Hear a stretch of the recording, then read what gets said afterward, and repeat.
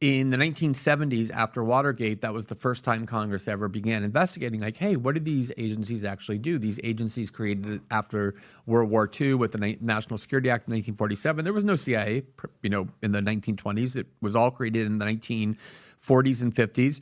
And it was all so secret. The joke was the NSA stood for no such agency. So they had this church committee that was a group of bipartisan members of the Senate that investigated what these agencies were doing and uncovered things that shocked them. The idea that we now have the capacity to spy on every American citizen. And the head of the committee was this guy named Frank Church. He was like this liberal Democrat from Idaho, but he was one of those, because he was from Idaho, he was a civil libertarian. And what he said was, this system is so ubiquitous and so omnipotent that if it's ever turned inward on the American people, because at the time the idea was it was a taboo to turn it inward domestically, the American people will have no place to hide.